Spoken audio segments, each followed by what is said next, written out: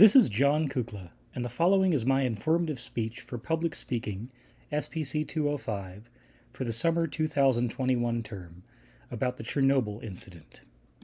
Behind me are pictures of Pripyat, Ukraine, a city abandoned due to the Chernobyl disaster in 1986. What would you say if I told you that the cause of this, the most serious nuclear accident in history, is deeply and darkly ironic? A simple safety test. Well, around 1:30 a.m. on the morning of the 26th of April, 1986, a steam explosion, meltdown, and fire occurred in an RBMK-1000 reactor at the Chernobyl nuclear power plant in the Soviet Socialist Republic of Ukraine. This entire incident hinges upon a basic fact of physics. When a nuclear reactor is first shut down by inserting its control rods fully, it doesn't immediately cease operation. Fission products generated during normal operation continue to decay when the reactor is shut down, releasing large quantities of heat for several minutes, if not longer. During normal operation of an RBMK, cooling pumps were driven by reactor power, a safe and uneventful mode of operation. During shutdown, when reactor power wasn't available, the pumps were driven by the outside power grid. The required flow of water in shutdown was significant enough that failure of external power could result in significant damage. Diesel generators were therefore made available, but their spool-up time was nearly a minute, too long to be safe. Plant engineers theorized that residual steam flow from the main power turbines could power the cooling pumps for long enough to ride out the generator spool-up time. And rather than leaving such a critical safety feature to chance, plant engineers planned for a live test. For the test, the reactor's thermal power would be cut to about 700 megawatts thermal, about a quarter of its maximum power, after which the generators would be started and power generation through the steam turbines evaluated. This test was scheduled originally for 25 April during a routine reactor shutdown, and this shutdown began around 1 a.m. with a specially trained daytime crew and engineers on hand for supervision. Early that afternoon, a nearby power station failed and grid control requested that the shutdown be delayed to prevent brownouts. The shutdown didn't resume until 11 p.m. after a shift change had occurred, leaving the plant without its specially trained staff and engineers. Now, this is where things would go sideways quickly. The test required operating the reactor at a power level outside of its design parameters and safe operating area. Operation in this ultra-low power regime was dangerously unpredictable and uncharacterized for a variety of reasons. About an hour into the shutdown, the required power level was reached. The operators didn't consider, however, the presence of xenon-135, a so-called reactor poison, which caused the reactor's output to continue to drop as not enough neutrons were available to sustain a chain reaction. Over the next hour and 15 minutes, a series of efforts were made to restore the output power to the required range.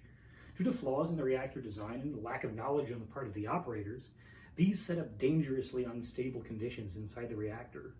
Around 1:20 in the morning, alarms from a number of automated systems sounded.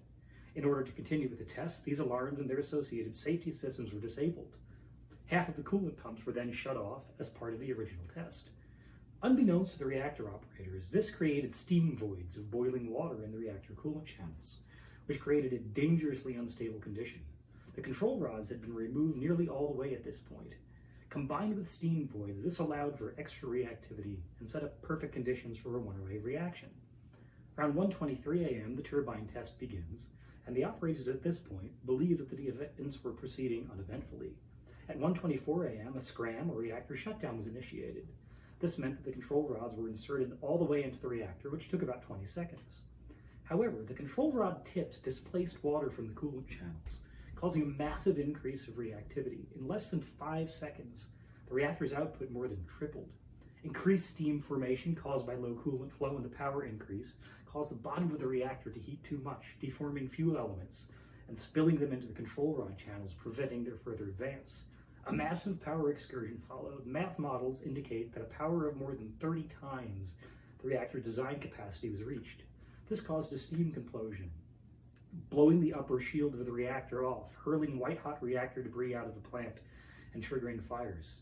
The immediate remaining coolant water flash-boiled into steam while nuclear reactions continued inside, shortly starting a second explosion, throwing debris nearly 100,000 feet into the atmosphere.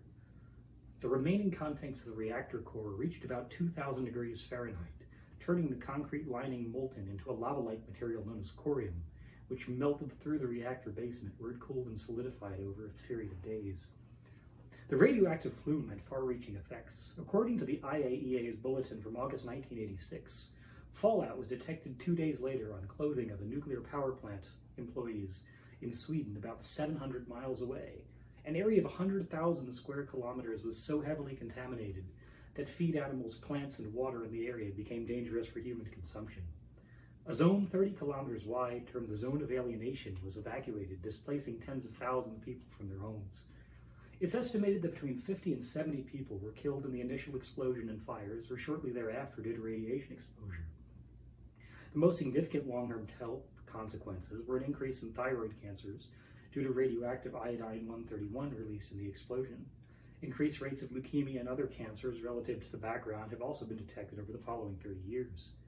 Estimates of deaths vary widely, from less than 100 in a UN report published in 2008 to between 6,700 and 38,000, according to the IARC's briefing document on the cancer burden from Chernobyl in Europe. For various statistical and other reasons, the actual toll of health problems and deaths may be impossible to determine. While most people use the incident at Chernobyl as an indictment that nuclear power is dangerous and shouldn't be used, we've seen that this incident didn't occur during normal reactor operation and was a result of a dangerous test on a reactor with deep design flaws.